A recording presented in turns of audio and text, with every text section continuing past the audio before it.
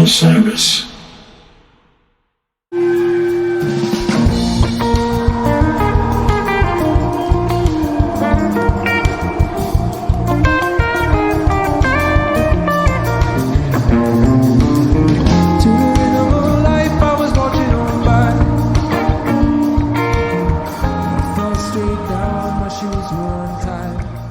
Welcome back, everyone, to the Great Beyond. Happy Mother's Day. I mean, I'm not even going to waste time. Obviously we're going to talk about, we have a great episode ready for you, but this was honestly it was a great episode, great interview. We're really excited for people to hear this one. So obviously stick around for the interview. We got Amy, who's Rick's sister, and then Mikah, who is Ben's sister. So, we're calling it Sister. How's that? Is that good? We ready? Yeah, that's a fantastic name. Sister. Yeah. I mean, I think we're creative geniuses. Yeah. Yeah.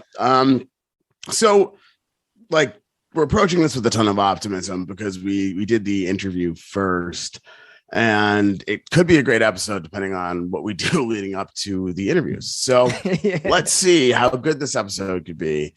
That's a good point. We're setting far too high of a bar for ourselves and our listeners. Exactly. Maybe you just scroll ahead. But no, honestly, the goal of all of this today is just to get some insight into the delicate genius of these two Goose members, sisters.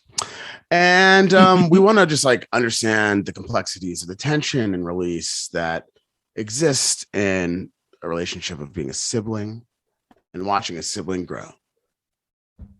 Wow. Thanks, Bruce. That was poetic. Man, you should see how everyone's looking at me. Yeah, you got me thinking about tension release, like the nearly stifling tension of sweeping hair gently away and revealing the exquisite provocative nape underneath in an awesome release. These are the things that I'm mainly curious about, as well. Stay as tuned, and that will make sense. There's a lot of. We had a very interesting discussion with Rick and Ben's sister, and but so we're really excited to Mikah. talk.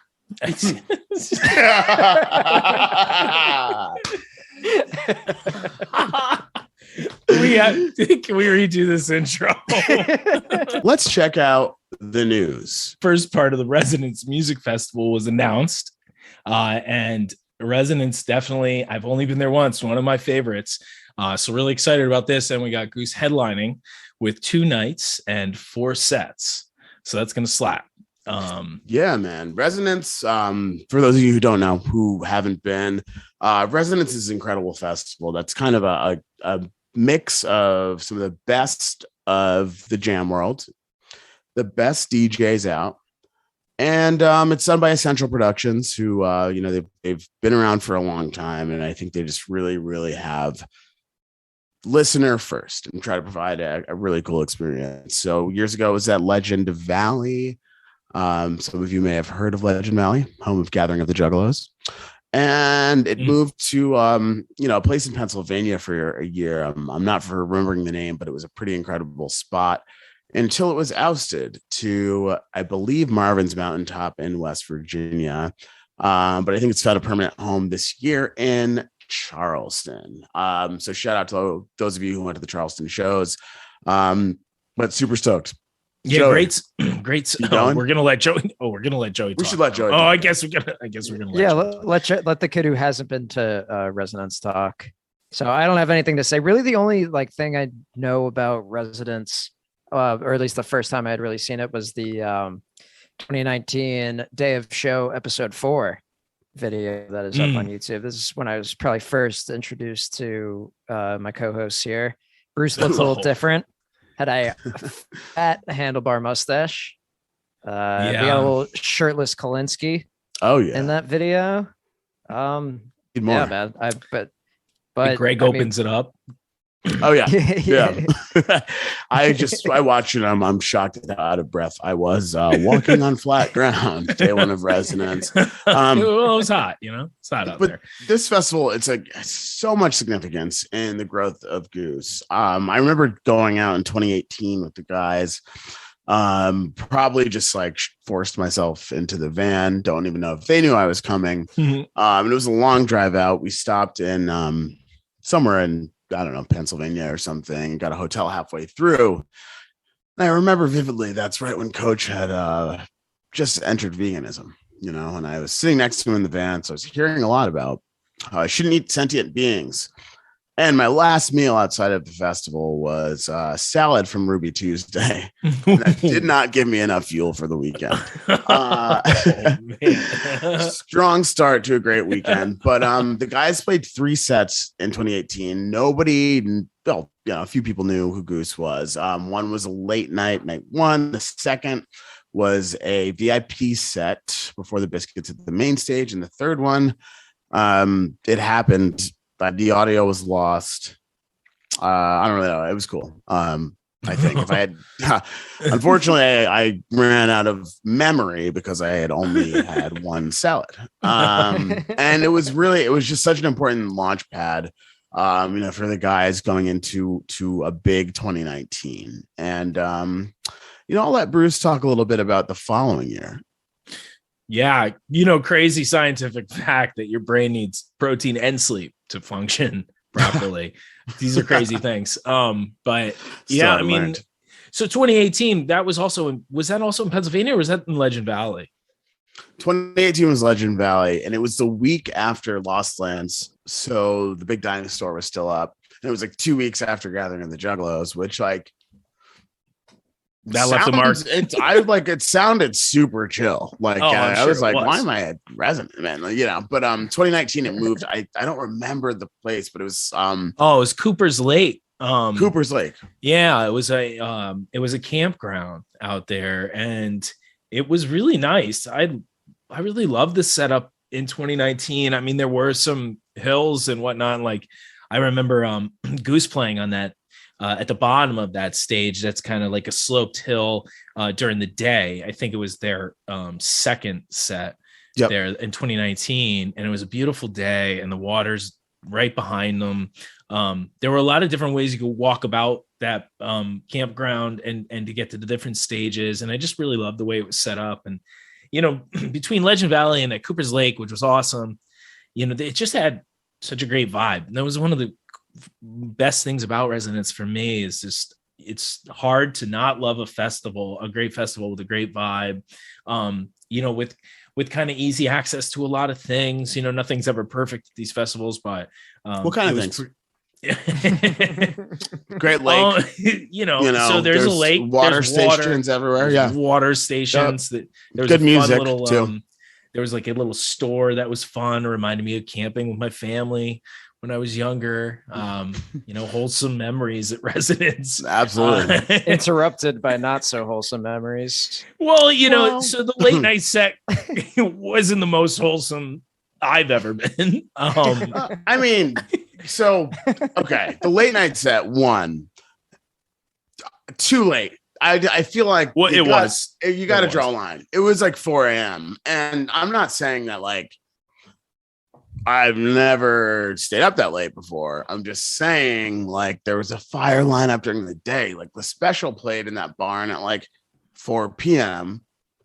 and I was at that barn by 4 a.m. You know, just too much time. But iconic. The guys wore those gold sweatsuits for the first time, which was super cool. Creatures opener with that extended jam intro. And Kalinsky actually introduced the band. Awesome. Nice. Kalinsky. You should do that again. Man, that was and like you said, it was kind of iconic. It was between Peach in July and then that set for a long time. You know, those reigned supreme to a lot of fans. Obviously, for a lot of fans too, is still in their early years of listening to the band. For the most part, most people didn't get on anywhere before 2018, and even then, it was kind of limited. And you know, you don't have a lot of the recordings from before then. They've had a lot of great shows over the years, but those two really reigned supreme. And that late night set was sick. Yeah, even though it was super late, you know, it does make it hard for the band, makes it hard for the fans. That that barn was packed. Yeah. And they really slayed it. It's a barn burner, if you will. I was pretty impressed with how well they did crush that set, and then came back and played a really good afternoon set that I was talking about there on the water. And then played another excellent afternoon set the next day where Mahali set in for a really good Arcadia. Right. Yeah. I forgot about that. So yeah, they were sandwiched in between Twiddle Acoustic, then it was Goose, then it was Twiddle Electric, and Mahali sat in. Yeah. I remember I left after night 2 to drive to Connecticut alone and go to a Game of Thrones themed wedding. Head over to my Instagram at Greg Knight Music and find that photo of me as a Game of Thrones character. Oh my God. Which character? The High Priest. Oh wow, that must have been something. Yeah. You must. I've moved on to CBD since then. Nice, smart man. I think his name was the High Priest, like the dude that like made the Bernie Sanders dude. Or yeah, exactly. Okay, yeah. I'm surprised you couldn't have guessed. No, of course. But yeah, it was probably the only like wedding I'll ever get to dress like that for. Yeah. So that was anyway, cool. Let's talk. So from all those Really? stories, like, did you ever imagine, like, especially in 2019, like the guys are just coming off Peach Fest, which like obviously the video was what kind of spread and made them viral. So they were, I would imagine, still somewhat under the radar at Resonance. And then coming from that, the next time they're playing the festival, they're headlining. Like, I don't know. Yeah. But the thing is, like, people knew Goose at Resonance, like they had, because the year before they played 3 sets, and it was like, that's a good point. Yeah. It was kind of like a unique microcosm of like, if we had gone to, I'm trying to think of what else, what other festivals they played that year that were sizable. But most of you go to and be like, I'm here with a band called Goose, and people be like, I have no idea who that is. But Resonance was like this kind of like special realm where Goose was being cultivated year over year. I think. No, it did feel like that. Sense. Definitely in 2019, people knew there was a buzz about the Goose shows. Like I said, a lot of people, far more people than I expected, were at that late night set, that first night, and that had a lot to do with, shout out Lindsay Potts. She was running the street team, and a lot of people went out and helped put Street out flyers. Yeah, we got to post that photo on our socials. Yeah, we will. And that was, that definitely helped. There were a lot of people that were already looking forward to seeing them. And so I guess seeing them headline now, I mean, just the kinds of places that they're playing and the kind of festival slots they're getting, I can't even imagine. I'm saying it's not that surprising because of kind of what Greg was saying too, that it's like, it's almost been like a very friendly festival to them, and a lot of fans have been made out of that festival. A lot of fans go to that festival and seen them, so it's kind of like, it's just a familiar sight and a familiar place. And I mean, and then this year it's not this year, now it's in Charleston, right? And that I heard from our friend Katie, it's like a mini Suwannee, the park that it's going to be in. So and Charleston's such a great city anyway, I'm extremely excited about getting back there for Resonance. It's a great festival. I imagine this place in Charleston is going to be great. Weather's going to be great. I'm definitely looking forward to it. There's so many great festivals this year. It's really insane. It's hard to say no. I know, between like that and Sacred Rose, Sweetwater that just went down. High Sierra, the lineups for these things are insane this year, but I am really very much looking forward to Resonance just because of the great time I had in 2019. I've been dying to get back, and West Virginia, I couldn't make that year, but this is going to be a lot of fun, and it's definitely going to be big for Goose, and they're going to be comfortable there too. So I'm excited to see some pretty good shows this year. But we don't want to forget that there was one other band announced, and it also features a guitarist from Connecticut, Lotus, like first band announced on the bill. Tim is like I think we should maybe have him on an episode sometime because Would he love to. is such an incredible guitarist and really so happy that he's found a home in Lotus. But you know, Bruce and I are geriatric and have to rest up to do a couple festivals a year. Joey, how was Sweetwater? Well, like especially with Lotus. So I had my buddy, thankfully he let me stay in his hotel with my buddy Miles, and he plays guitar. He's an excellent guitarist, and he was kind Happy of birthday, Miles. Oh yeah, it was his birthday. It was his birthday that week. And then like after the Fish run too, that was also kind of his birthday weekend. So he had a pretty good one. But Couple weeks of birthday there is a good stretch. Yeah, exactly. Solid. But he was like giving me the lowdown on Palmieri, and like it was good that he was explaining this stuff to me before their set, like how he was excited about it. So I got to listen to it, and man, like just the band as a whole is so incredible, but you could hear how well he communicates with each member of the band. Like it's one of those bands that they can jam forever and really take the jam in different places without looking at each other ever. Like they all listen like so well to each other. So I don't know. I think they're going to absolutely crush it. That's like a 2 announcement lineup that like got me really excited for this festival. And I swear to God, if I can't go, like it's going to be a big hit to my, Yeah, it's your reputation, your clout, all that. Yeah. Then we're gonna have to talk about how you're not there. But you know, I think. Fine, oh well, you know. We got to we'll move that Tuesday Tuesdays to daytime again. But you know, I think we can talk about this now because it's Wednesday. There's another project playing 2 sets at Resonance, and it's a project. Great friends of the podcast, ElephantProof. Yeah. So that is going to be sick. I'm really excited that they are getting 2 sets is great at this festival. And, you know, they had that great opener for Pigeons recently that I know you went to, and they have their own shows coming up, 2 set shows coming up. Yeah, actually on Friday of this week. Well, actually tomorrow from the Relix studio. Right. Live 7 p.m. on Twitch. Friday, Saratoga Springs. Yeah. Putnam Place. And Saturday at Park City Music Hall in Bridgeport, Connecticut. And yeah, I mean, I hope for Resonant, like I just think that they're a great late night band. And I hope that they can get a set after dark at Resonance. I'll have to talk to their management.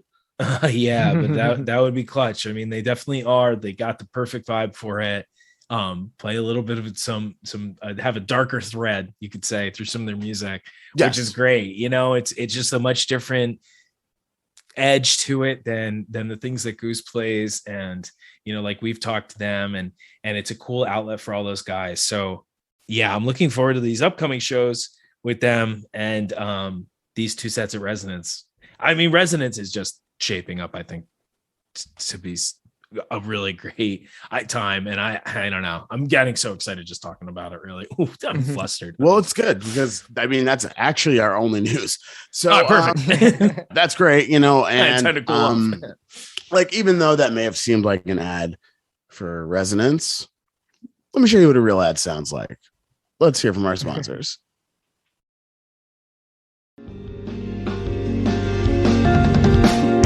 Uncle, closer, closer. The sun fires slow.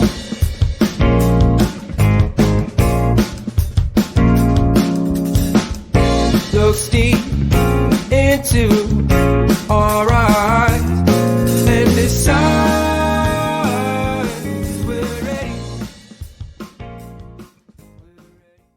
I'm gonna lock my door so my annoying kids don't come in. Okay. Happy Mother's Day. Okay. Sorry, my ass was just in the screen.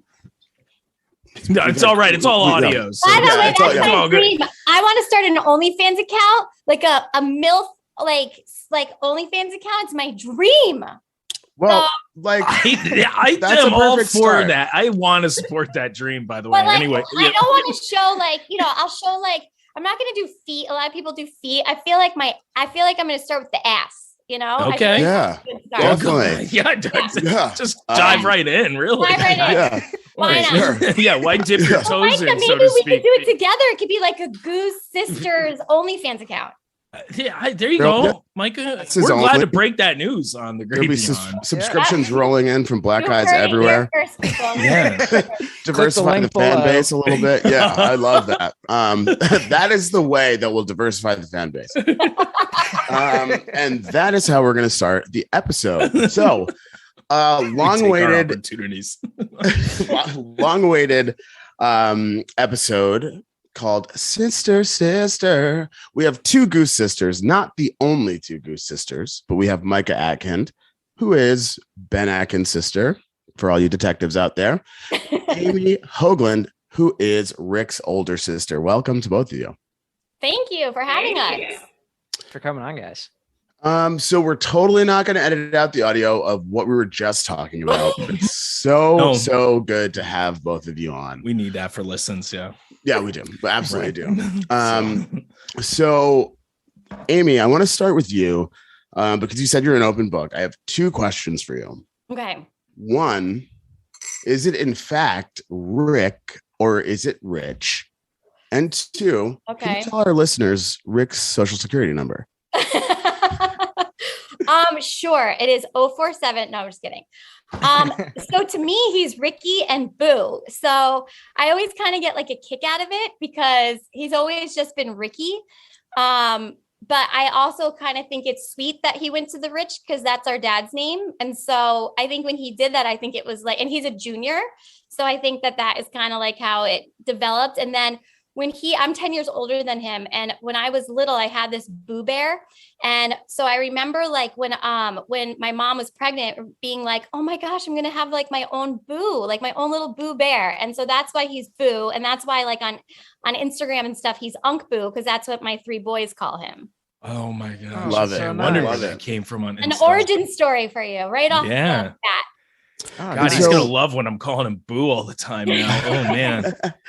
So to that point, Micah, if Ben could have any other name, what would it be? God.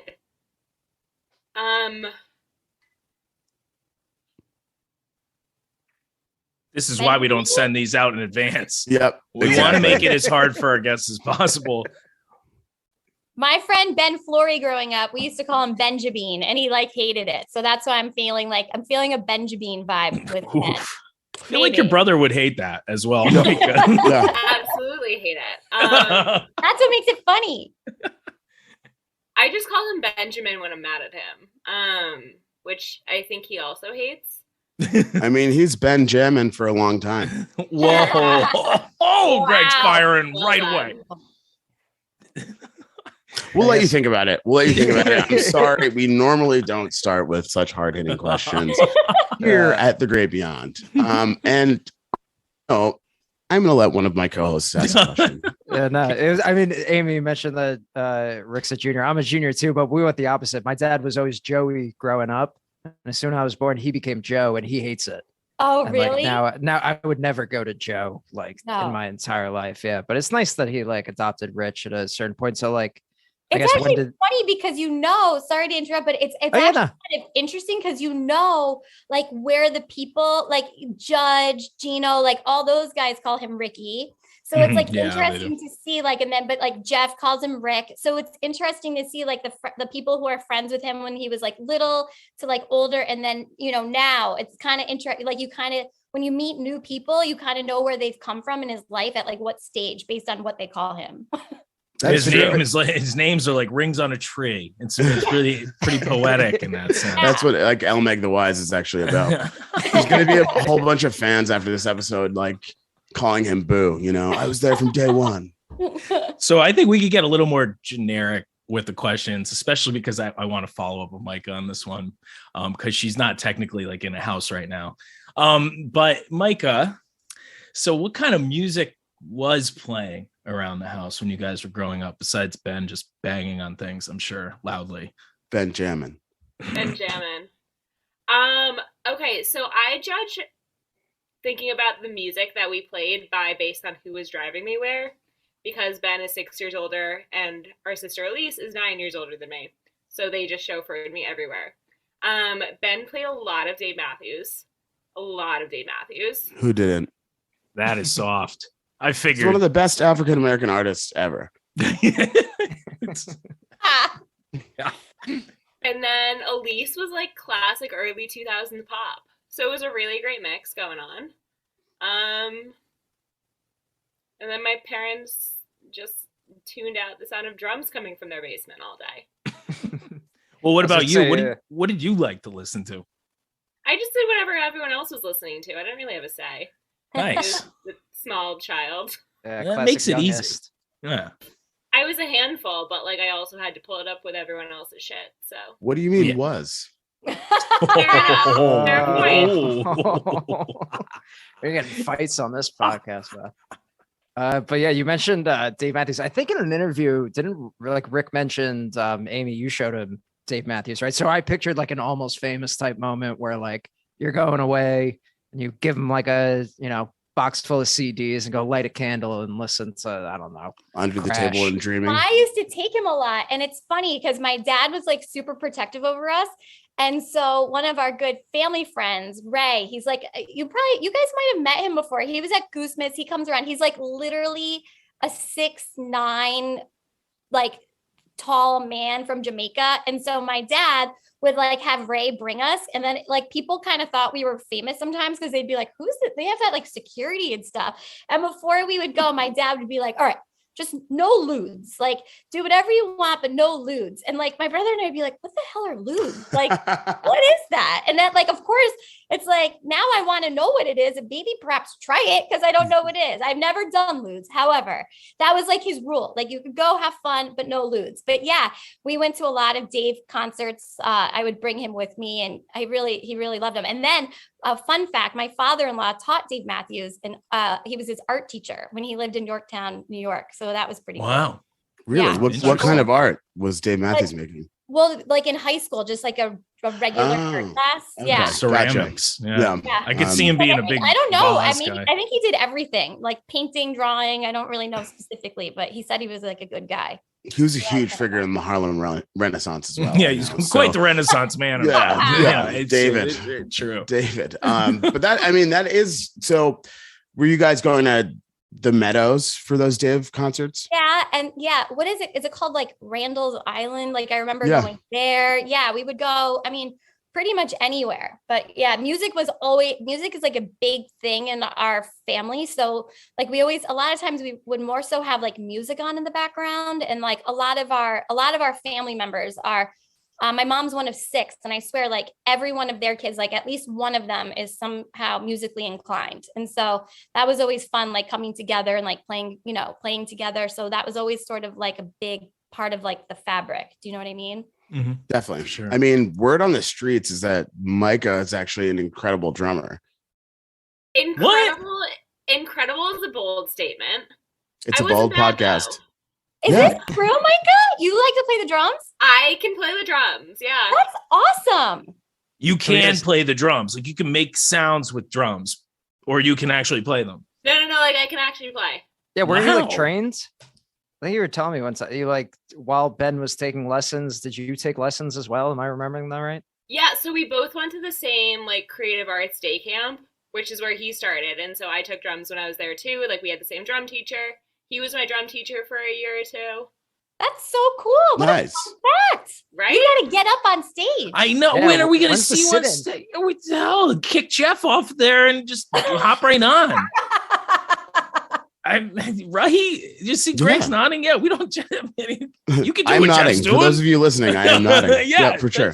I just We had to do make love sure. Jeff at the Great Beyond, but I feel like Mikah could maybe bring some flavor. Theoretically, yes, but usually at shows I'm drinking tequila. Mm. So, I don't see how that would stop you from playing drums. I still see a sit-in imminent. Yeah. We'll We have to drink see. tequila has and make to happen. podcasts. It kind of has to happen. I mean, I feel like Yeah. it would be like I not agree. okay for it not to happen. I have nothing to offer, but you do. So this has to happen. It's same. Well- I have very little to offer, and I want Mikah to offer up a drum sit-in for me. And I Totally. agree. You guys, She's we missed kinda an being selfish. opportunity at the bingo tour with the balls. That would have been like an amazing Oh, Yeah. thing. well, we could do a bingo tour redux, no problem. Yeah. There's going to be another variant. Like, we got this. Yeah. And then maybe it'll just be all of us. The band won't even have to play. Great. Oh, I got one. So this Cool. one, I don't, so that was good. Yeah. That's why there's multiple hosts. And also then Joey to write the questions. But We lost one. I don't know did we offend him? I'm confused. we lose Okay. things and people all the time on the Great Beyond. It just I think he may have just quit, actually. Yeah. we I lost know. the whole episode once so early on. So Oh, there he He's is. back. Oh, Okay, he's cool. back. Oh, All right, he's awesome. back. Good. yeah, he lives in the city. There's a lot of bustling and We're hustling so going glad on. you're back. I thought I Yeah. offended you. What? We thought you quit. No, Yeah. Sorry, Oh, no. yeah, Greg and I were positive quit. So, my phone is gonna die at some point, and that's where the mic comes through. So I was asking my roommate if there was like a special charger I could use, but you know, no. Great Beyond is So- high tech and Yeah, well there we funded. go. So Yeah. at some point I'll still be on, but the mic will be coming through the computer, so I'll sound pretty shitty. But just warning. Our listeners Everyone. can't wait for that. Yes. Yeah, it's not like that's not happened before. Our Oh, great. listeners trust us. That's wild. Yeah. So anyway, before we were rudely interrupted by our co-host coming back to the show, I was going to ask, and because I know this one is, it's hard for me to even say, but I'll start with Mikah. But is it weird that your brother is basically a celebrity? I don't like the way Joey wrote that. 'Cause I Like, don't- basically. Like, I don't like call basically. them. Yeah, they're not. I guess somewhat. But you know that like strangers now know details about his life, and they want to know more. And we're revealing more of them. Yeah. Yeah, it's a little weird, except now I have a very large Twitter following because of him. and Yeah, he's you're also a funny. celebrity. Yeah. So I'm not mad about it, but yeah, it's bizarre. So you're not. So let's follow that up with. So how do you like the clout? Like, I love the clout. I love it. I remember I'm Micah glad. posting about being VIP every show. And like, Right. no, it's just a fact. Like, Right. What a surprise. Someone in the band's sister is VIP. So I what had about to you? fight for those VIP spots. I had to fight for those VIP. I mean, I don't even get them a lot of the time. I just get the tickets, but we won't. no, talk about that. you get them every You know, time. but oh, you okay, oh, that's sure. more. I'm You so have. glad I'm not the only one that refers to everyone else. No, no. This is going to Not- resonate really well with everyone listening. Like, you're that Who we said that? love. Not Amy. I would like that on the record. Micah said it, not Amy. Thank you. 100%. Right. Yeah. No, Right. 1,000%. Because again, like I told you guys, we don't cut much from this, so people will hear it. Now a term of endearment. Exactly. Yeah, I also like. But Amy, what about you? Definitely people are rabid about your brother. Yeah, I mean, I think for me, he's still like Ricky, and like he's still such a sweet, we're very different. Like he's very sweet, very sensitive. I'm very protective of him. And so like it's a little bit tricky for me. Like I don't really go on El Goose anymore just because it's like, I just know these boys, and especially, my brother, obviously his whole life. And, they're all still really good, sweet, I don't feel like they're cocky at all. Like they're just really sweet guys. And so, to me, like I was just with him. We were just at Viva Zapata's for Mother's Day dinner, Oh, yeah. never been to. You guys go to Viva's for really? Yeah, we go there all Shout the out to time. When Viva's. you hear your family. Shout out to Viva's. And I have to say, like Viva's, they were one of the first, my parents were in Europe when my brother was in high school, and I was home, and I like took him to like one of his first, maybe even like his first show there. And like, since then, I mean, they've always just been so supportive of him. So, but like to answer your question, to me, he's just like my little brother, and like, the uncle of my boys, and just like a really sweet guy. I think where it's hard for me is when people, they get very brave behind a keyboard, and it hurts my feelings, because he just puts like his soul, and I know all of them do, and they're just like really sweet, good kids.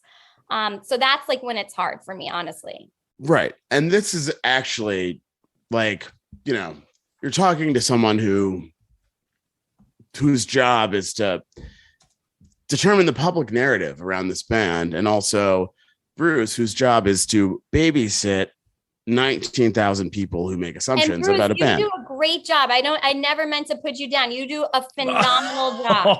Oh no, it's fine. I didn't mean to put El Goose No, down. no, but no, you- no, no. You can put El Goose down. We No. That's know fine. it's Yeah. just an abysmal failure of mine, No, but it's it's so one different of now. many. I overlook it. I try to overlook it as much you as do possible. great. It just became crazy. Like, I mean, it's so different than how it was even like a year ago. Like you could recognize who the people are and everything, you know? So it's just hard because I am so protective. But like, by the way, I just also want to say if the roles were reversed and I was like the famous sibling, I'd be like, you know, I would like only red M&Ms in my room. Sure. Like, so Very Mariah of you. you're welcome that it's Ricky and not me. But here's the thing, though. Like, this is the thing: is that people spin these narratives about this band like they know anything about the people that they are, right? And it's like, oh, like these motherfucking cocky assholes who don't want to have openers and just didn't have to work for anything, so from Connecticut, Yeah. and like, you know, and it's like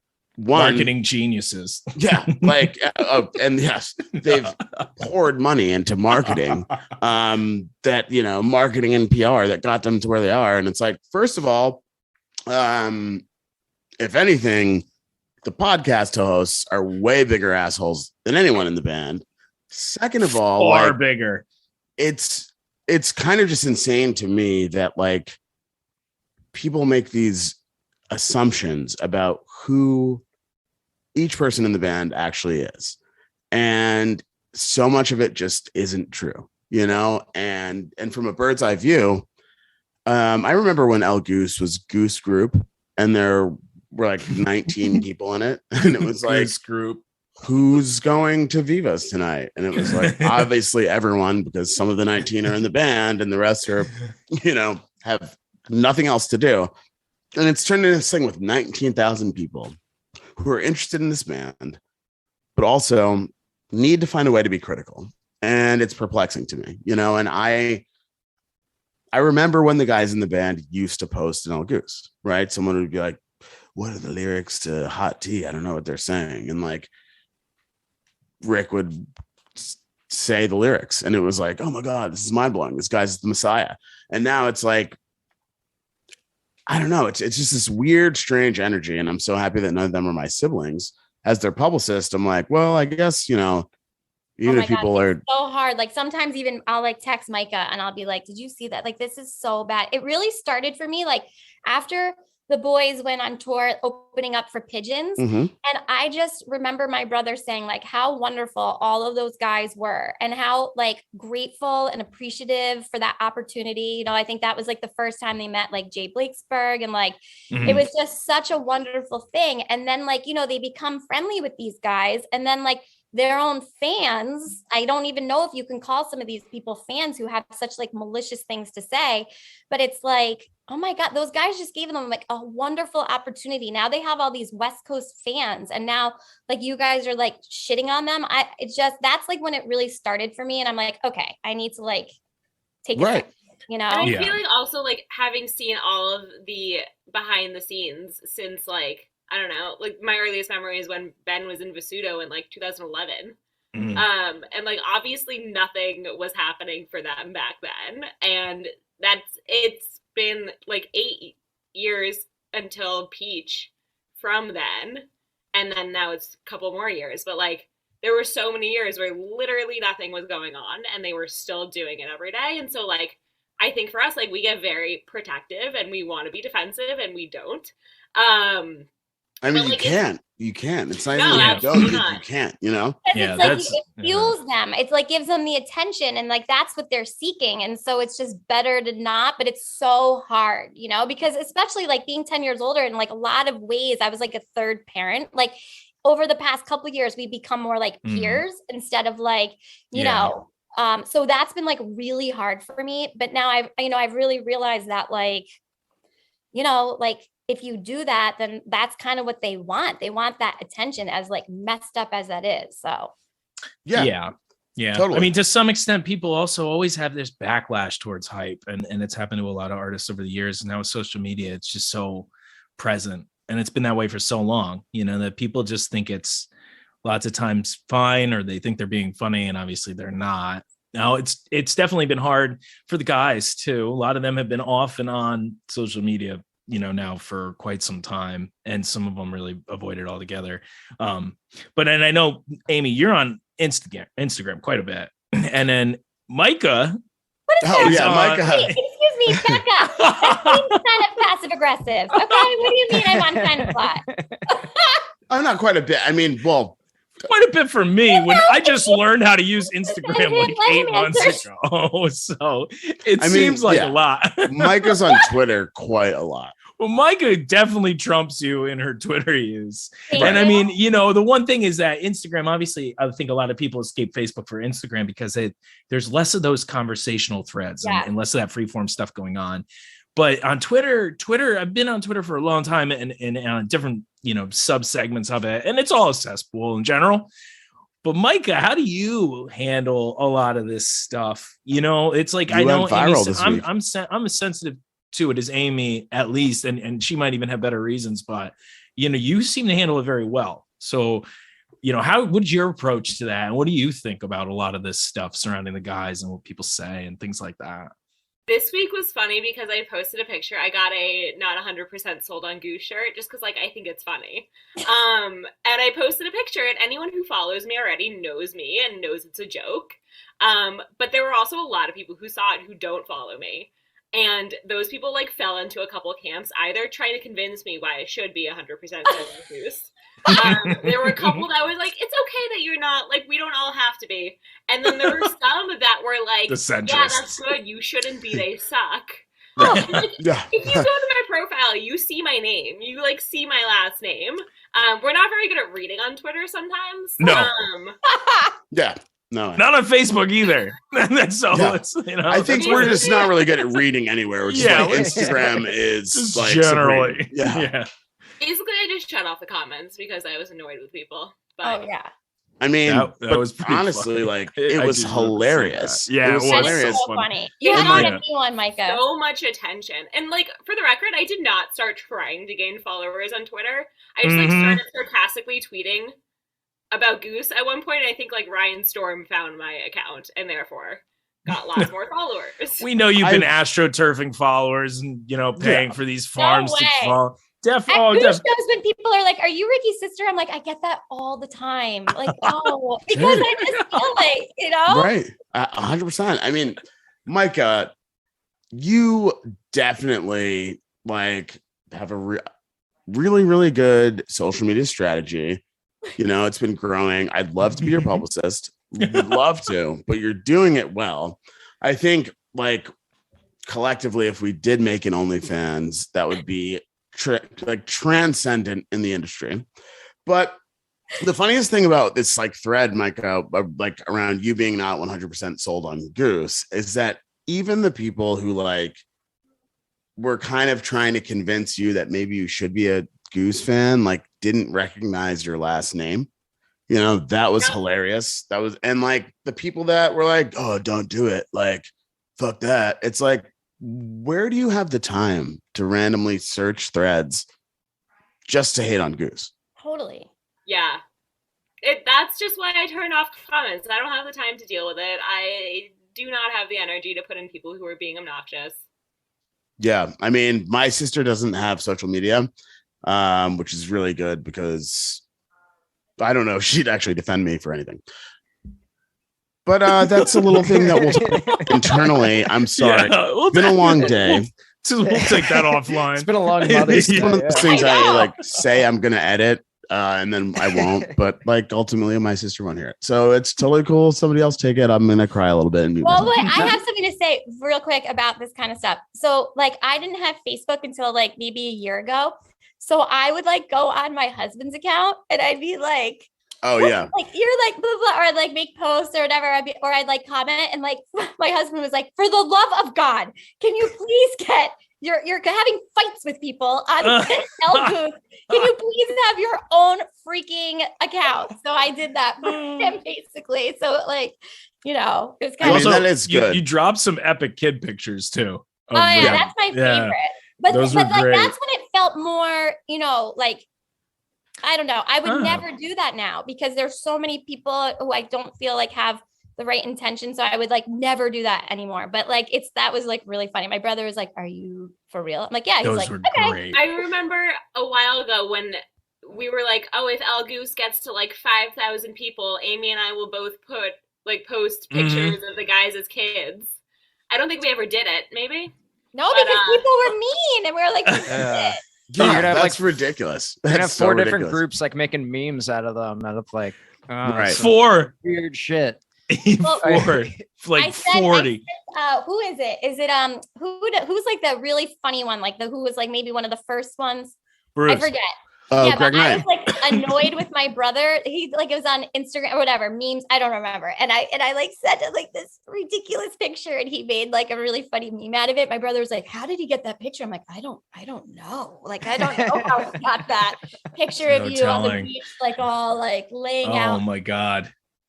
I need that picture, I think, Yeah, too. we need Oh, more I'll of send those. some So. to you. I've got good ones. Again, there's all kinds of Save it material for for OnlyFans out there. OnlyFans, yeah. This Like, is again, yeah, it's such a good idea. But anyway, Listen, my husband and I are both teachers. We need some money. So Micah and I have to start an OnlyFans account.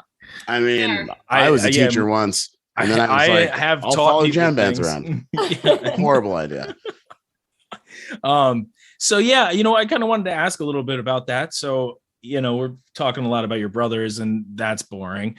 But so what's going on with you two? So Micah, you're also a teacher, if we could follow that thread. So what do you teach? So I'm like kind of sort of a teacher. I run the education programs at a synagogue. Okay. And so I get to supervise all the teachers and More of all a of that. principal. Hmm?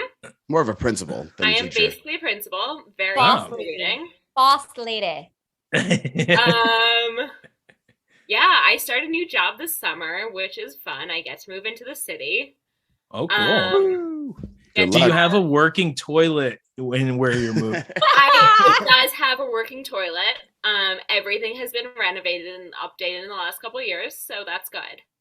Oh, And it's not in excellent. the basement, so That's nice. And it's not a hotel room. it is Correct, also not a hotel room. It Yes, has a okay. kitchen. Excellent. And then Amy, you also happy Mother's Day. You have Thank kids of you. your own. But so what else you got going on? So I'm a teacher. I teach second grade. I'm also a beach body coach. I'm like obsessed with, fitness and stuff. And actually, I just did a whole opinion. You might have seen some of that on the Instagram because I'm always on it, according to Bruce. But Yes. we were doing this whole opinion unit, and I was kind of like bored by it. So I was like, and my kids actually like really like Goose.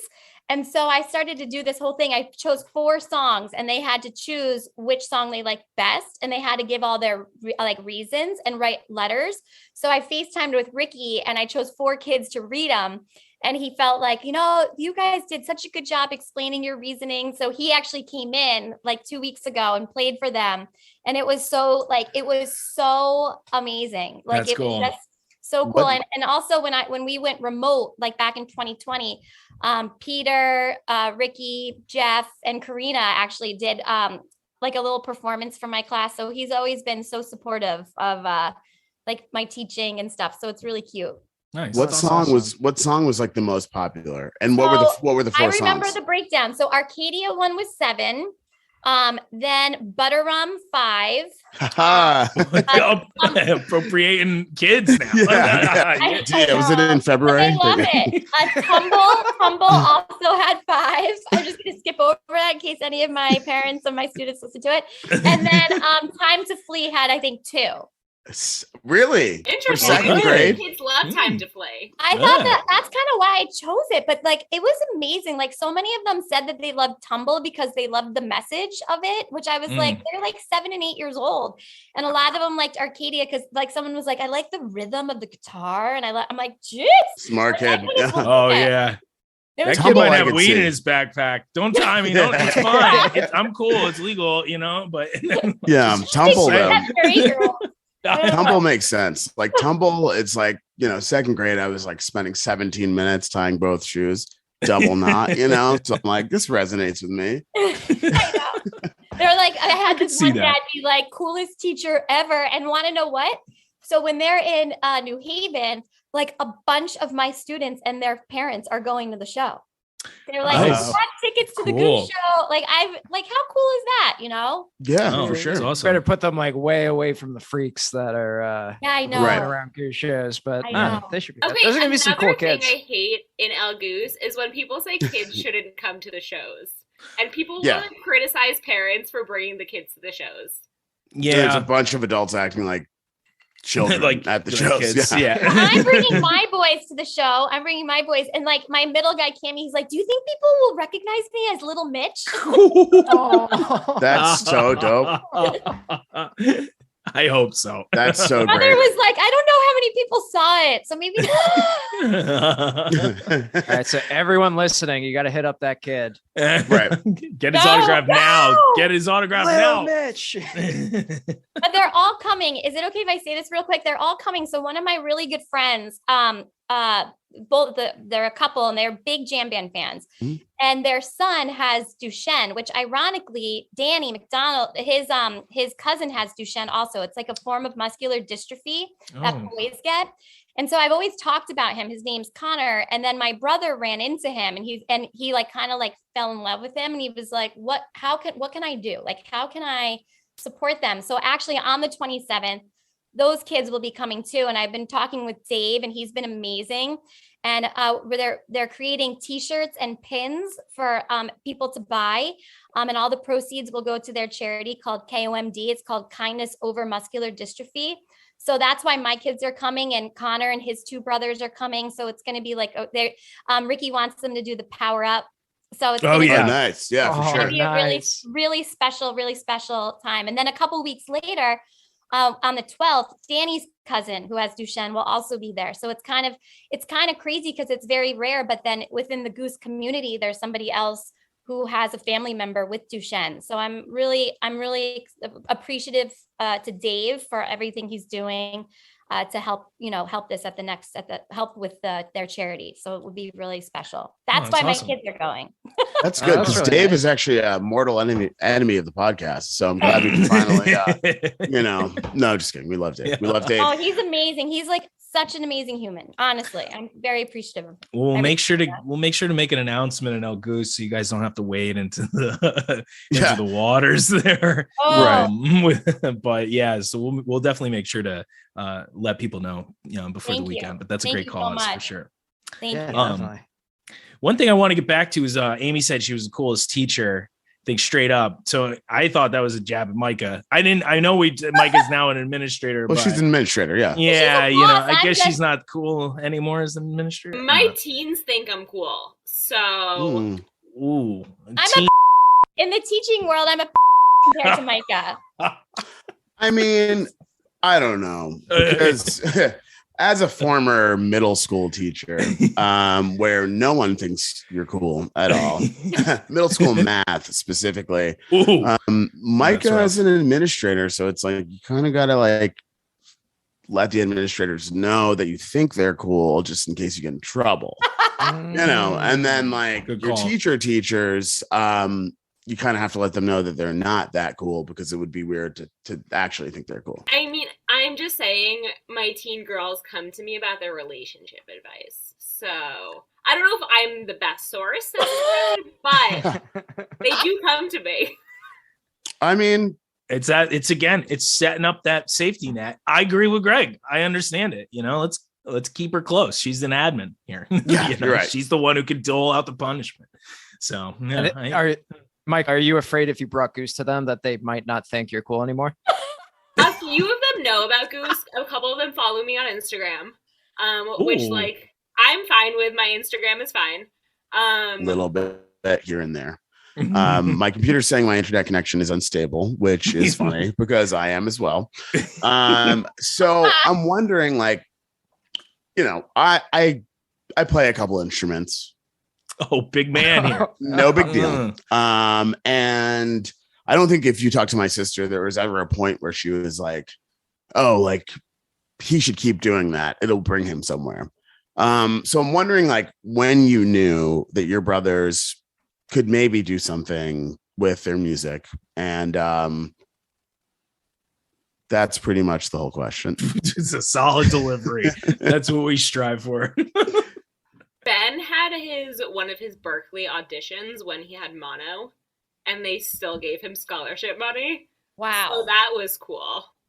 Wow. Did he Nice. tell them at all? Was there like a warning, like, by the way, I have mono, or was I he mean, cool I don't about think it? he was gonna like share any cups with any of them. So Well, still, you like feel like shit going in.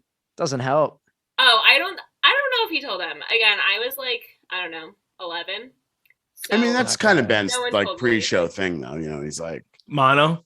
no, not mono, but Oh, it's like general ailment. You know, like, Yeah. I need to go apply CBD to like this, you know, gunshot wound, or I'm not going to Some apply kind of it. yeah. How did And this when happen you again? do apply CBD to a gunshot wound, make sure to use Sunset Lake CBD. Sunset Lake CBD, Yeah, it's absolutely the best out. So let's pass that to Amy. Joey's got to have a question. Oh, I'm gonna do we still have less more? talking, yeah. and let's let Amy yeah, answer. same question, Amy. Okay, well, my brother, it's interesting because he was like very athletic, like very, but he's like really not competitive. Like I always tell this story, like we would play sorry and he would be like, oh, I'm not going to go that way because then I'd knock you out. Meanwhile, I'm like, sorry. Sorry, Yeah. yeah, it's a point of the game. Come on. Sorry. Like, but he just Rick. is not like programmed that way. And so I think like sports, even though he was really good at it, was just like tricky.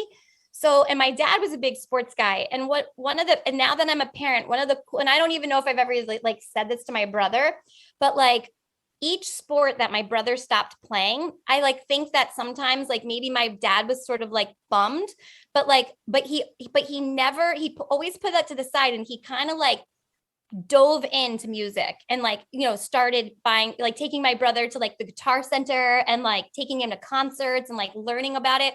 So like as a parent, that was like one of the best, things that I ever saw. Just like, your kids are not you, like you Right. need to support them in what they want to do, which was always so cool. But I think for me, like around middle school, believe it or not, that early, I just saw that he had a passion for guitar, like more than anything I ever saw him do. And like, he's always been a night owl, like always, like ever since he was like a toddler, the kid stayed up like all night.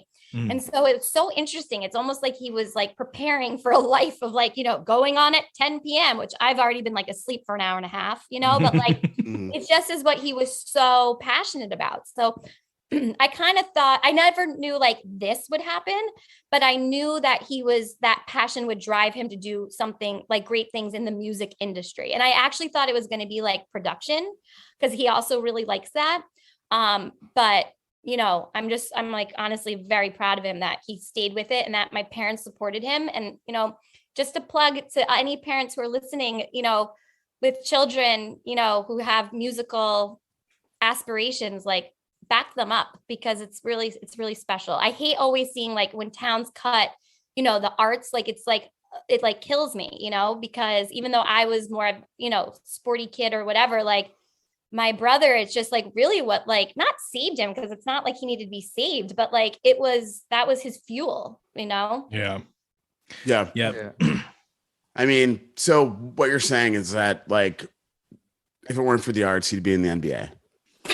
Whoa. I was gonna say you said he was very athletic, and we were talking to John, and Bruce had some some give back to someone being more athletic than him. Yeah, I don't know. I don't think he's more it's athletic wrong. than John, but Oh, like I John. remember like we did like summer swim and I remember like people like begging my parents to like let him swim like year round and he was like, no thanks. Or like he would feel bad if he won. And it was like, he didn't have that in him, He does have a fire musically a little bit, I Totally. mean, he definitely doesn't get competitive, but you can see that there are things that drive him in a competitive way, but it's almost like within himself rather than 100%. I outside completely himself. agree. Like he feels like there's a space for everyone, like in the, in their own music and their own creating. Like I would totally agree with that, Bruce. I think he's most competitive with himself. Like that's like an internal, thing. That's really interesting because there's so many ascending bands where at big festivals, they lean on like, and I'm not saying Rick's the front man of Goose because obviously Ben exists. but like there's so many guitarists who like their goal is to sit in all the way up and have people sit in. And it's like, even if it's not a competition on paper, like there's an inherent kind of competitive spirit to doing a sit-in on a big stage. And Rick's never been that guy, you know, like he's never been that guy that wants to sit in or have people sit in. And that's not really a question. It's just really a point that I'm trying to make. Yeah. It's well, kind of interesting. I bet you, Mikah, I wonder if Ben ever said this to you, just like going to Berkeley. Like, I think there's like, I had a very different college experience, you know, but I think that like Ben and Jeff and Ricky, you know, at Berkeley, it's like I remember him being like, everybody's so good. You know, I think that it was humbling. And I think that at Berkeley, especially, I think they all probably felt like, wow, there's like room for all of us here. Like we can all be creative. And I think that was that, like, I don't know if they even maybe realize it, but I think that was definitely helpful and in a way kind of prepared for what's happened since. Do you know what I mean? I feel like all I ever heard was like him talking about how good other people were. Yeah. It was never anything like Ben is still like that. Yeah, too. He's absolutely. the last person to give himself credit. this is true. Yeah, I can't wait till Ben plays something that he thinks is good. It's gonna be life changing for It'll him. be a big day. He's Yeah. so talented, so talented. I remember actually when Ricky first met Ben and was like, whoa, this guy is like no joke. And, you know, so like Yeah. Ben's no joke for sure. We all know Trevor. Come on. Yeah. Best of the best. Didn't even have to go I to always Berkeley. say Trevor's my favorite. My mom's like, Amy Lee. I'm like, what? I love him. Amy Lee. Well, keeping on the theme, I want to keep on the theme of sister, because Mike also has that going on now. So you have a sister-in-law, or is going to have a sister-in-law. Future sister-in-law. So what was it like for you to see that go down at Mohegan's Sun, and what did you know about that before that happened? Everything. We knew it was happening. We knew it was happening at the end of the second set.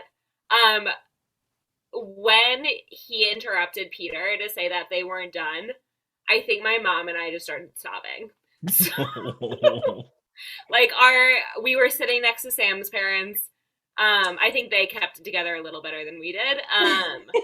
We were a freaking mess. I was crying all week before it. Oh my god! I saw her before the show. And she's like, "Can you believe it?" Like she was like sobbing.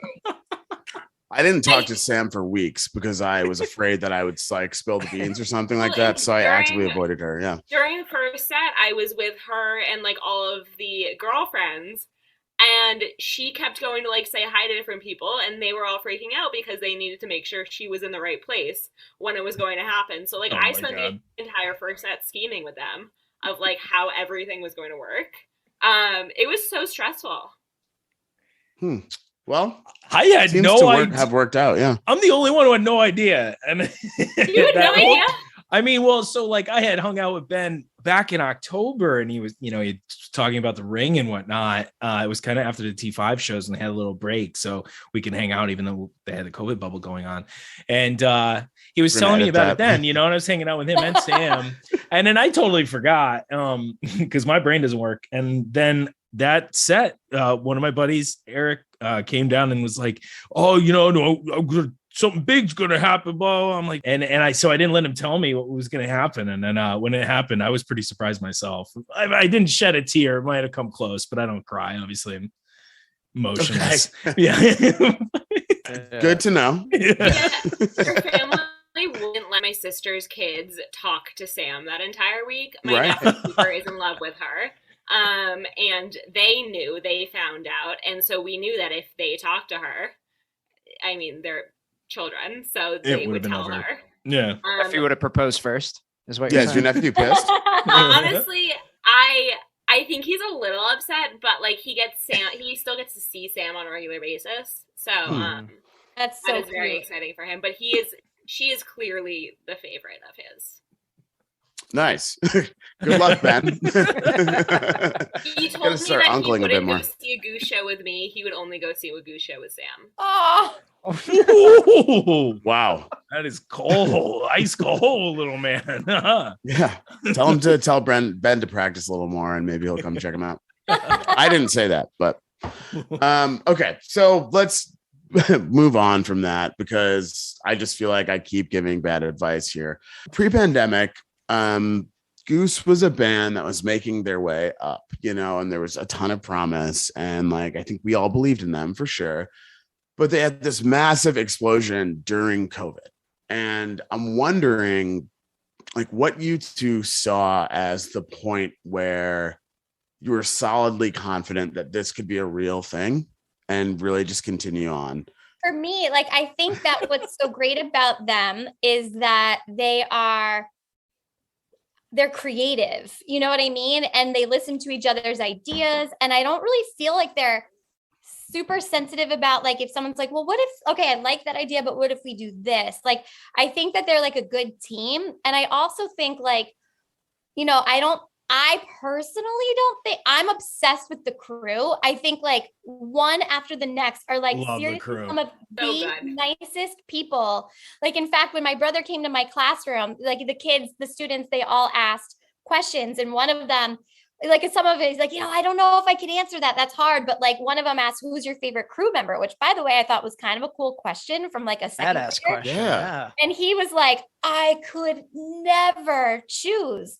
But I think my point in saying that is that they're great collaborators, but also the people surrounding them are also just amazing. And I don't think that they would maybe not even be like, I mean, I know that they wouldn't, I'm sure they would all say that they wouldn't be where they are without the crew and without, I mean, you just, it's hard to wrap your brain around how freaking nice these people are, like Martha, and how talented. And how talented in their own right they are. Oh, and how hard they also work alongside the band to make these Like, things. I remember hearing, and I hope it's okay to say this, so please edit it out if it's not. No, we say whatever here. I know, but I don't know. I don't know if this, just make sure it's okay for me to say this, but like, I remember before the Goosesmiths on top of Rockefeller Center, I remember hearing Marta like sold a bunch of like her clothes to get like updated equipment so it would look and I just remember like crying and being like, are you freaking kidding me? Like, that is just so amazing. Like, all these people are just the kind of like Danny,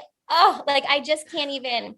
They're just all I great. think that they're so spectacular also because they're surrounded by such good people and such talented people. And I mean, they were committed, and this goes back to what Greg was saying about people saying a lot of things that just aren't true or based in any sort of knowledge of anything, but everybody seemed to want to compare Getty to CK5. Chris Corona, Fish's light guy, for anybody who doesn't know. And it's like, cool. Well, these guys don't have a $5 to $10 million light rig that they're replacing every tour. It took a while, and it took some gaining in popularity before the band even started to get on salary. So it's not like, they were rolling in money or rolling in funds or rolling in support. People thought Peter Shapiro was like lifting them up on his shoulders at Rockefeller Center, and it just, that wasn't the way it was, so they had to kind of fight through some tough times, and having that commitment around them, from the people that were working with them and for them was also an exceptional amount of support. And like you were saying about, Rick and your parents growing up, like, that support is needed throughout the whole process. And especially if anybody's going to succeed, like, you need a team around you in a lot of respects in a lot of industries, and you need a lot of support throughout the process because it's a long and arduous thing. So it's been great to have that. And it's definitely, we love the crew here as well, quite a bit, and can never sing their praises enough. So definitely shout out to them. I will say my favorite crew member is Marta, though. Marta, this. But yeah, that's I just had to slip that into. I mean, Joey, don't laugh. Yeah. Joey, don't laugh. Also, the two of like you guys, like every time I see you, every time my kids see you guys, you're always so like amazing to my kids. Like, it just goes a long way, and like when I think Mikah and I, like when your brothers are gone for so long, and it's like, sometimes you don't see them for like a long time, but just knowing that they're surrounded by like really good people, it like, it makes it easier to like go to sleep at night. Well, and like going back to me crying, Greg, I think you saw this when me and Matt Kolinsky were sobbing together during hot tea at Halloween. Yes. I did. Yeah. It was a really crying lovely during moment. hot tea is a new one for me. Right. Yeah. Not exactly the Right. tearjerker people would expect it to be. But, I thought they were gonna play a double. Yeah. Well, you can ask Sam. I cry at pretty much every show. It always happens. It's fine. Shout out to Kolinsky though. Miss that guy. He's also a big crier. Yeah, So I've seen him cry at a number of shows as well. But Hot Tea, again, I'm kind of floored. Yeah, Definitely one of the sadder songs in their catalog for sure. what was it about that hot tea and like Halloween? Was it just the whole But moment? like the energy of the room. Was it the Ludes? Did you take Yeah, Ludes? we're at the Ludes. Oh, somebody Also, got their I hands will on say Ludes. my car had gotten a flat tire that day, and I almost didn't make it to the show. So it was Oh, just a that's day. right. I guilt tripped Ben into telling me the theme that day because I was stuck at the tire place. Like, it was a day. I forgot about that you got stuck that day on the way up to Worcester. Yeah, but you Yep. made it. You did make it. Yeah. And did you go on Twitter and say what the theme is? Is that how you got like all those followers? All the Oh, cloud no, I points. had those followers way before. Oh, come on, Micah. You've had a rapid ascendance. Your early Twitter presence was like, how many other arbitrary like Jewish administrators are teaching this way? And it would be like 1 like, 2 like, I mean, Like no big education. deal. Yeah, I was tweeting into the void, like for a long Well, time. because And I had gone slightly viral on Jewish professional Twitter. So that was like right. the audience for a while. yeah, okay, I got mean, it. that's a big I missed that time. one. Yeah. That's a pretty big And then time. I accidentally got myself into Goose Twitter for better or for worse. Well, Goose Twitter is solid, but I mean, Fish Twitter is king, and that's like I don't even really want to get into that I right tweet now. about going to fish. And people go wild. Yeah. I have to tweet about that stuff too. People don't go as wild, I Yeah, guess. Bruce tweets about how bad of a time he's having at a fish show live. Yet, just like head back, screaming along with the lyrics. Right. Yeah. Over them, chomping aggressively. So basically, what we're saying is, Amy, do not get on Twitter. No, I think I'm too old for it. I mean, I was too old to even join the right link for this. So I mean, you crush Instagram though, Amy. We've talked. I was You're too gonna old to make make me, the like, calendar really invite. think about like what I post now. I'm gonna be like, is Bruce gonna be okay with this? And I have to post because I'm a Beachbody coach. So it like I post, but like someone told me that I don't know. I'm going to talk about this off camera. Well, offline, Guys, off the record. I've taken a little break from posting my workout videos. So I mean, Well, that's because we're getting ready for Yep. OnlyFans, Yeah, baby. exactly. Let's go. Let's Right. make that money. that's Trying to right. get that bread. I hear like the wrists are big and like the nape of the neck. So I think Wrists? I'll start there. There's Wrists. wrist I'm a big neck enthusiast? nape guy myself. So All I can right, good to understand. know. You're a napist. I'm sorry. I'm gonna turn my camera off for a second.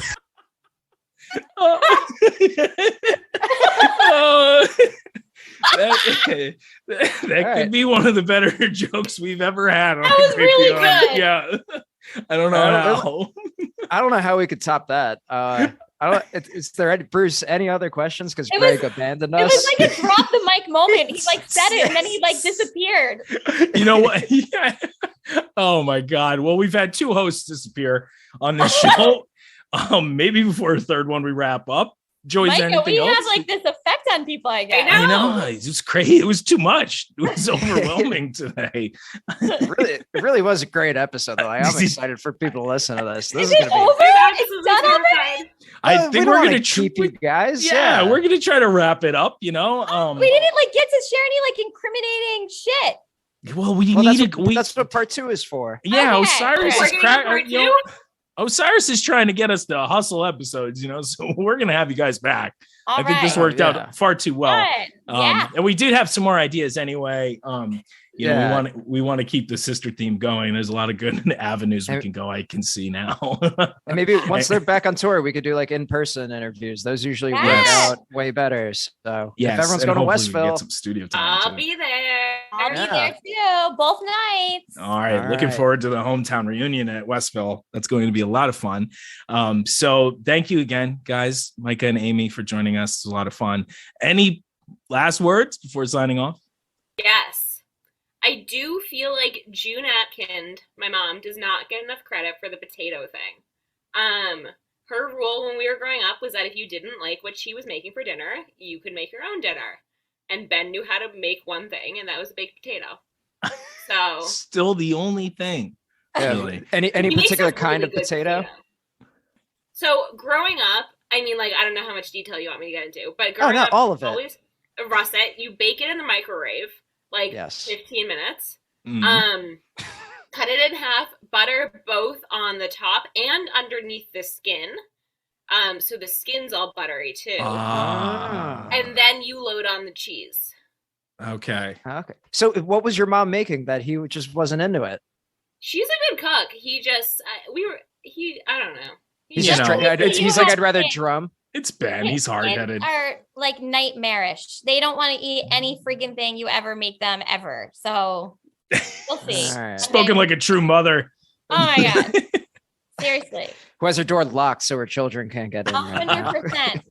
And on Mother's Day, I'm like, they had like 4 lacrosse games. I'm like, I actually like to like not be with my children on Mother's Day. Like, Yeah. I had no choice. I had to be with them. Oh, let's let mom cut the lacrosse games for one Sunday, please. Seriously. See- Oh, and then my mom and brother are like, we're going to Viva's. I'm like, do my children have to come? You know? They can't even No, drink. I'm just kidding. I love, they're great. They really are. Oh, well, you guys were great today, and we can't thank you enough for coming on. Really Thank appreciate you so much it. for Thanks having for us. having We've been us. so excited about this. Of course. Awesome. It's So look- been a long time. I don't think people realize how long we've been trying to plan this. Like since the podcast Literally started. forever. Yeah. Yeah. Like last Westville shows is like when Mike and I were like, oh, it's gonna be called Sister Sister. We like took pictures together and we're Oh like, man, we we're were even waiting. talking about it then. Oh We my didn't gosh, think it was that's going to right. happen until like last week. So So we had to step up our Instagram and Micah's Twitter to kind of I mean, that's why. If you want to know the truth, that's why. So we can impress y'all so you can have us on your freaking show. Oh, well, that is what we needed. We don't invite guests that do not have some kind of clout online. Our plan Bravo. works, Micah. Our plan works. It worked like a charm. Oh man. All right. Well, thanks again, guys. Oh, we got Oh, Greg are you back. closing it? Are you closing it Yeah, out? yeah, I'm 'Cause, closing it out, dude. Okay. I So, think Bruce is affected by the Napist comment. Hey, look, everybody's Yeah, I'm sorry. leaving. All our hosts are leaving the show. We thought Joey quit.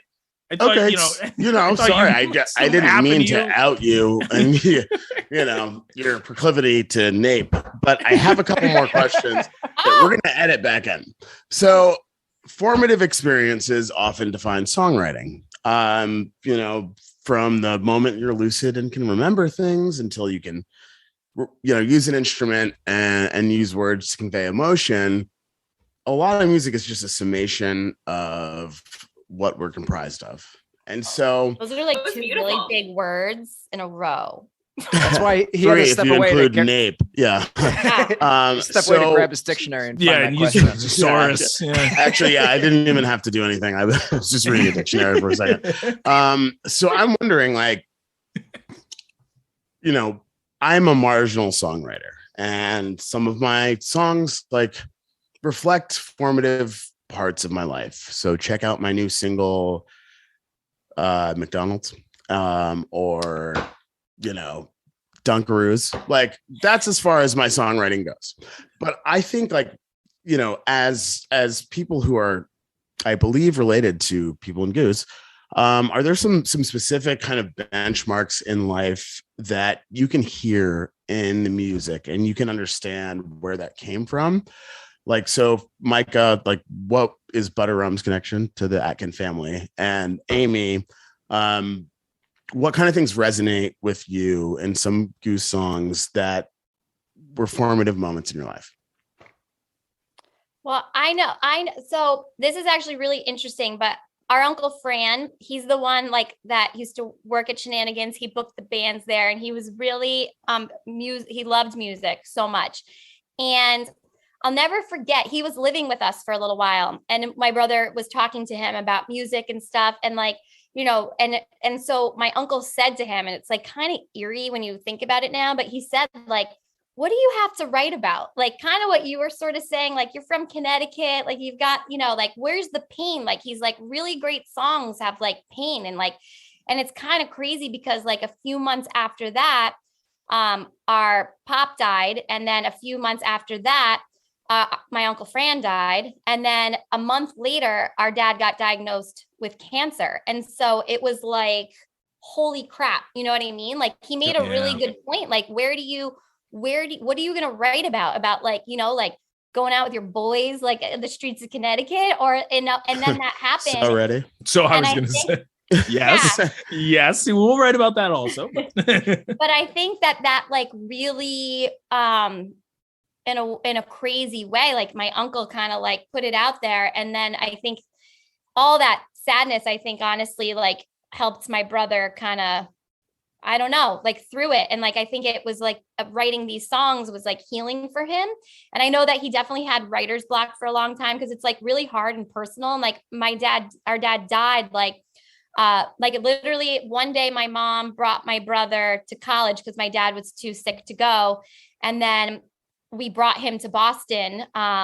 And then my husband and I got married at the hospital 2 days before my dad died, so that, we were engaged, but like, like, and it's just kind of hard. It's like, I often picture him like at Berkeley being like, you're meeting people. So what do you like to do? Like, I think my brother was like, I liked it when I had my dad. Like, I think it was like a really trying time for him. And I think music just really helped him. And I think you can hear it a lot.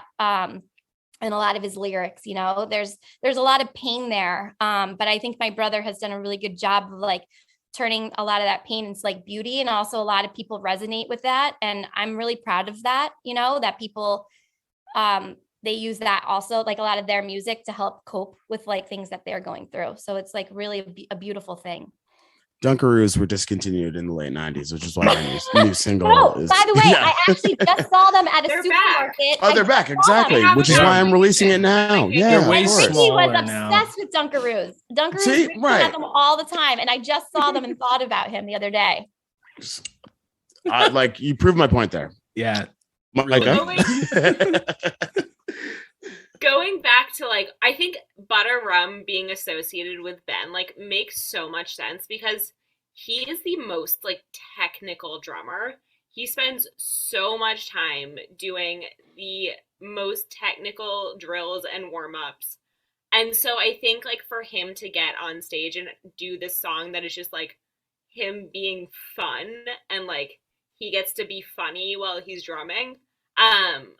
I think it's really nice for him because he spends all of his time rehearsing these like very technical, like the same thing every time, warm-ups and like rhythms and whatnot. And so like, it's just nice to see him have fun. Yeah. I think a lot of people don't realize because of the stage setup for them all the time, but next to Peter, Ben is probably the most emotive person out there during a show, and you can see it on the streams because you get close-ups on his face, but he's definitely singing. He's really fun to watch. He often sings along, but they turn his mic off. He doesn't rehearse singing like he rehearses drums. We all know this. Yeah. At the shows in Philly at the Fillmore, we were like right above him essentially. And it was in so VIP. fun. Were you in Yes, VIP? I was in VIP.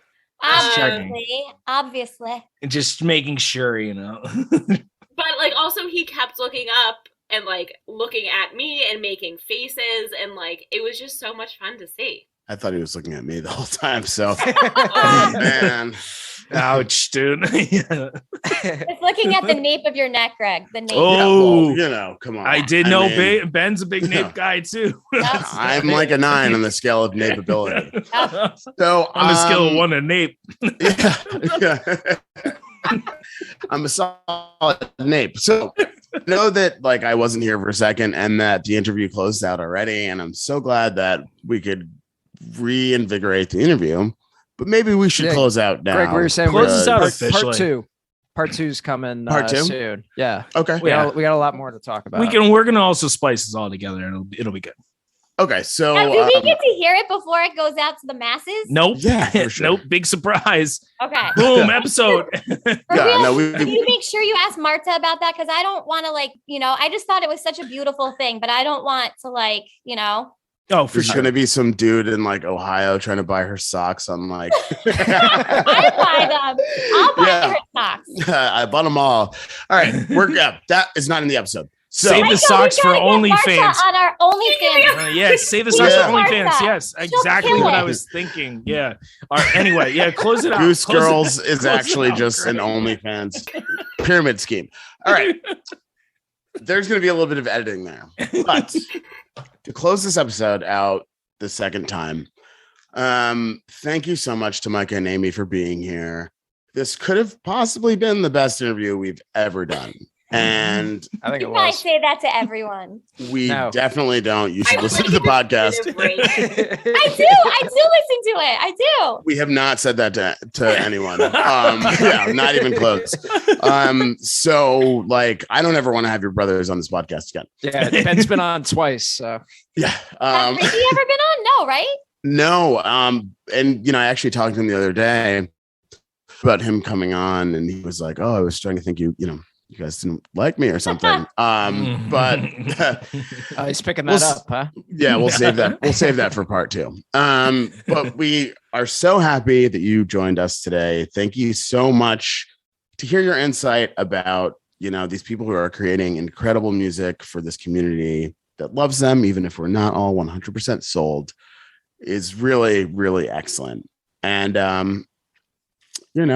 I guess I'll close it out with Thank you for supporting them and being so amazing to them. Thank you. Truly, I'm serious. It's so awesome. Thank you. I'll dedicate my life to some dude that writes really good songs, of course. I had nothing else going on, so yeah, it worked out perfectly. It was this or Dunkaroos for me. Yeah, it's slipped right in. So I'll close it out with a tune that some people may recognize. It's Sister, Sister. Whoa, are we journalists now? Because I think that was maybe the best interview we've ever done. Yeah, journalist is a stretch. I don't know if I'm ready for that. I think most of the credit goes to the guests. Absolutely. Yeah. So we want to thank our guests, Amy and Mikah, for coming on and spreading the love for their brothers. We've got a huge, huge episode also dropping next Wednesday, so be on the lookout for that. For all you know, it might just be Amy and Mikah again. Couldn't go wrong. Maybe they should take over.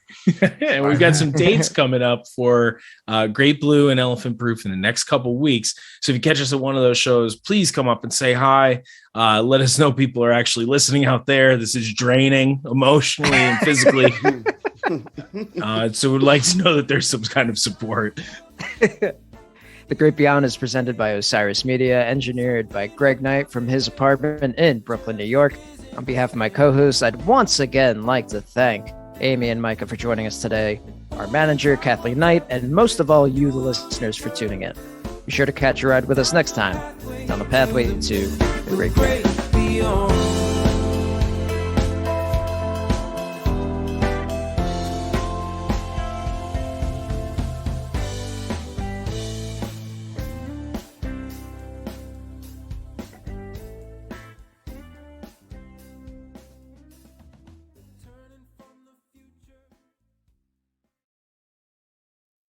Osiris.